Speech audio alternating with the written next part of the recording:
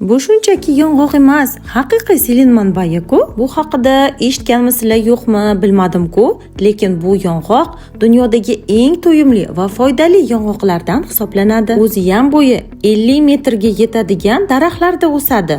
Yog', oqsil va selinga boy bu yong'oq Braziliya yong'og'i deb ataladi. Agar sizda ushbu 5 ta alomatlar bor bo'lsa, unda sizda aniq selin yetishmovchiligi bor. Birinchisi charchoq, holsizlik kuzatilayotgan bo'lsa, ikkinchisi immunitet pastlab ketishi, uchinchisi qalqonsimon bez faoliyati yaxshi ishlamayotgan bo'lsa, to'rtinchisi soch to'kilishi va tirnoq sinishi holatlarida va beshinchisi erkaklarda bepushtlik holati kuzatilayotgan bo'lsa. Kuniga 1 yoki 2 dona Braziliya yong'oqini iste'mol qilib yurish organizmda selin miqdorini me'yorga olib kelishida xizmat qiladi. Braziliya yong'oqidan salat va smuzilar tayyorlab ichish ham mumkin. Ayniqsa serharakat va sport bilan shug'ullanadiganlar uchun ayni muddao. Mazali, magniy, rux va E vitaminiga boy yong'oqdan iste'mol qilish va kun davomida energiyaga to'lib yurish imkoni bor. Diqqat!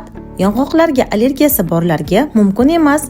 Me'yoridan ortiq iste'mol qilib bo'lmaydi. Videoga like bosib, obuna bo'lib qo'yishni unutmang. Bundan da zo'r ma'lumotlar hali oldinda.